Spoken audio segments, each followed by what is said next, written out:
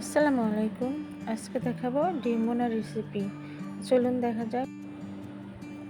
প্রথমে তেল দিয়ে নিলাম,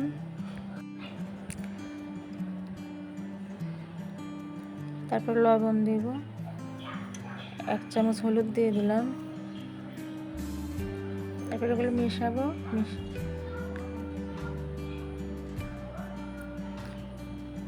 মেশানোর পর এবার ডিমগুলো দিয়ে দেব।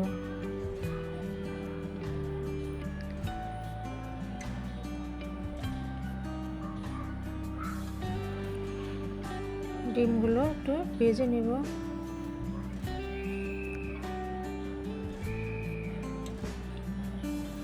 দেখুন ডিমগুলো ভাজা হয়ে গেছে, এখন উঠিয়ে নেব।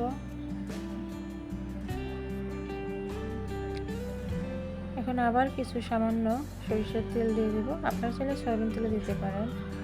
তারপর পেঁয়াজ কেটে রেখেছিলাম 3-4টে, এগুলো দিয়ে দিলাম।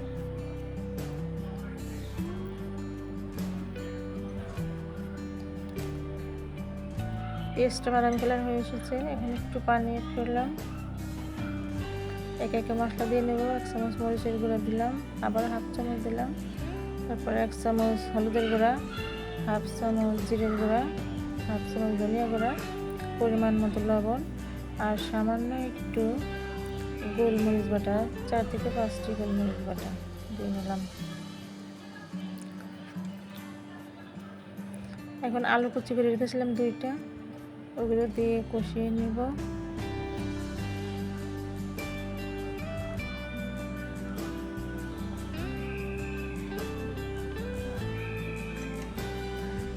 এখন ঢাকনা দিয়ে ঢেকে দেব।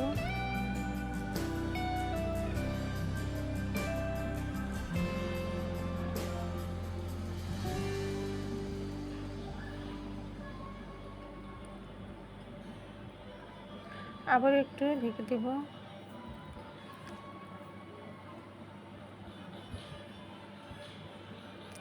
আবার 2-3 মিনিট পর আবার একটু নেড়ে ছেড়ে দেব। কষানো হয়ে গেছে, এবার পানি দিয়ে দেব। এখন ডিমগুলি দিয়ে দেব।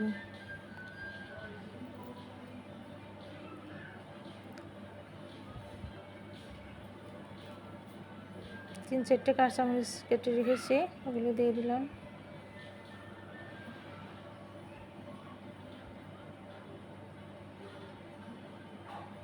আবারও একটু ঢেকে দেব।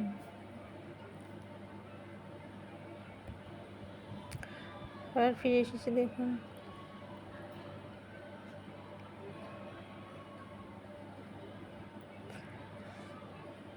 হয়ে গেছে, নামিয়ে নিলাম।